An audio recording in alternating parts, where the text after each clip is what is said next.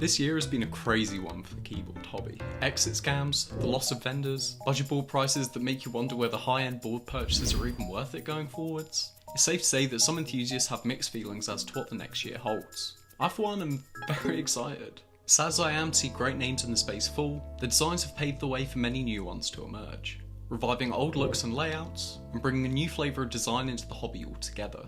Today I want to celebrate some of the great designers that I've had my eye on the past year, and why I think you should have your eye on them too going into 2024.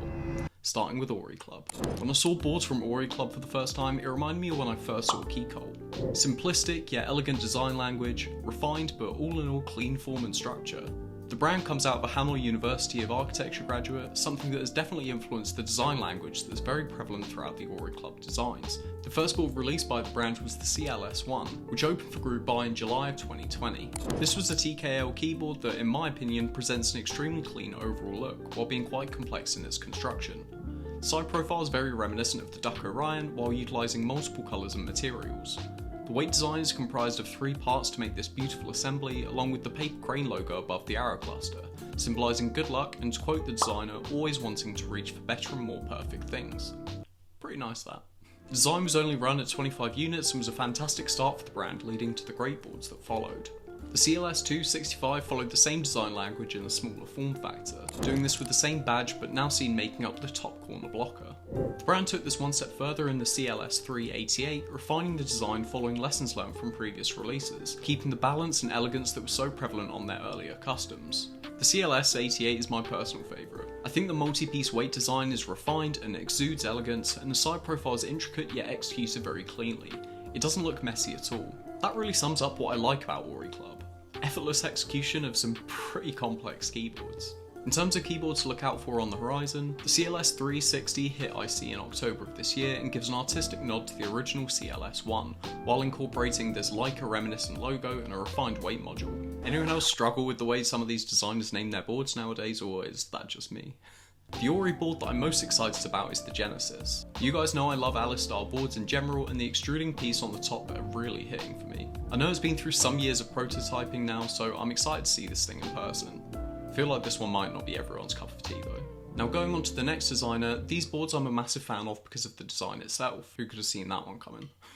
But for a completely different reason. Lamina Designs is a brand that saw its first release in 2022, after an aerospace engineer fell down the design rabbit hole during COVID. Sagrada was a plateless 60% leaf spring mounted board that takes its inspiration from architecture, specifically the Sagrada Familia Cathedral. The board itself has a lovely shape to it, bower sides and an on-theme engraving on the bottom, but the reason Lamina makes this list is within the mounting. From the interest check page, you get a full glimpse into the scientific reasoning behind the leaf spring design that was chosen for this board. We've seen many different variations of leaf spring mounting thus far in the hobby, but for someone who is so interested in the finer details behind design choices, actual explanations from a scientific point of view are much appreciated. Similar plateless mounting was also seen in the Ziggurat, a 65% with an XT panel that took its inspiration from ancient temples of the same name, with a timeless design and a big old chunky weight of brass on the bottom. The most recent release, which also included a top mount option for the R1, was the Leviathan, but this did still retain the PCB mounting seen in previous designs. I think for me, it's not only about the design of the board here, but the stark contrast between the aluminium chassis and the weight that can be seen on each and every side profile. As well as this, the amount of time that's gone into each and every one of the designs. From taking feedback from R0 releases, to learning design for 2 years before pressing publish on that first design to GeekHack. These are little things, but with the group buy model and the exit scam aura of the hobby in its current state, having designers who care about all of the little things like this is a must, and gives you all the more confidence in the final product that you will receive. For new designers, the Lamina Discord is great to go and get points on keyboard design modelling that you aren't going to learn from any Fusion 360 YouTube courses, and as for future designs, the Boomerang is sure to be well received when it's released next year. Another ergo layout, I know. I promise that isn't biasing what's chosen for this video.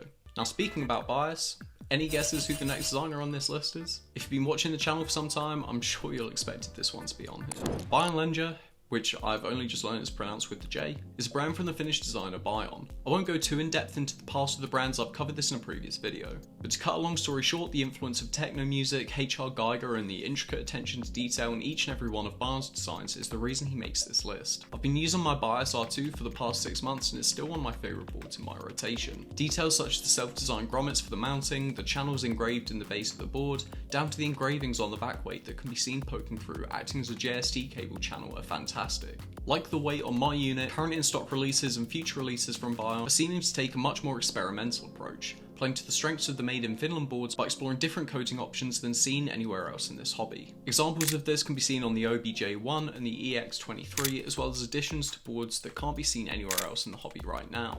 The Cairn that is set to release early next year is a beauty, and the HR Geiger influences that sprinkle throughout other releases are definitely my kind of thing. Bion's work is something that I'm really glad to see in the space. You can physically see the hours that he has spent blending traditional Korean custom characteristics into keyboards that sport such different looks to others than we have in the hobby, but done so while retaining his own unique design language.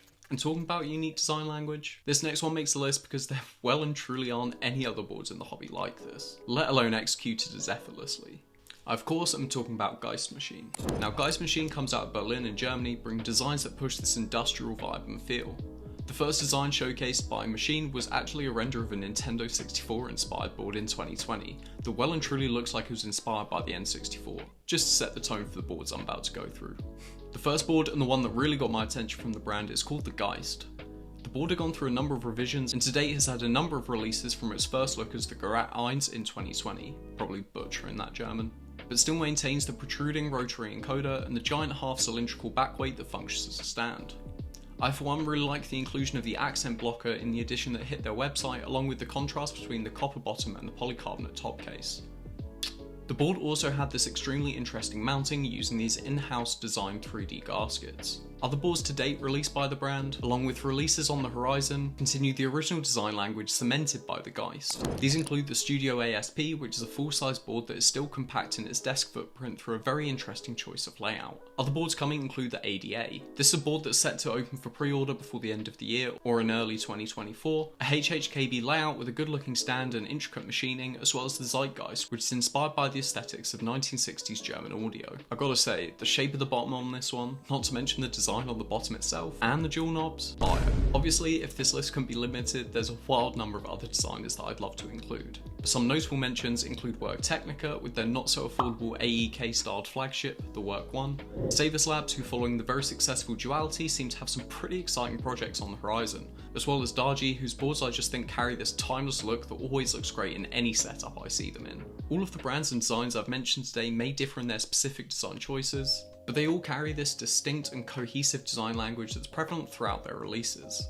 There's this real sense of purpose to the design, and you can really see the reasons behind each and every minute detail that has gone into them. At the end of the day, it is all preference, and you may hate every single designer I've got on this list, and that's perfectly fine. And what's important to you in this hobby may be completely different to what's important to me, and that's fine too. But if you like me and care about each and every small detail that goes into the design of a mechanical keyboard, and more importantly the overarching brand ethos that draws each of the designs together, then I hope you can appreciate all of the designers that I've mentioned today. There seems to be a lot of negativity in the keyboard space at the moment, exit scams, vendors and designers closing up shop, but we are entering a new era for the hobby. More options than ever before from a budget perspective, old grails in the space making a comeback, designing again like TGR, hell, GMK's wait times are actually kind of manageable now. Well, compared to a year ago at least. Now that's all I had on designers. I hope you've enjoyed today's video. If you did, make sure to subscribe if you haven't already and leave a like down below. Is there any other designers that you'd have put on this list that I didn't? Let me know. Make sure to follow me on Instagram and join my Discord for any other updates. Thanks for watching, and I will see you nerds in the next one. Peace!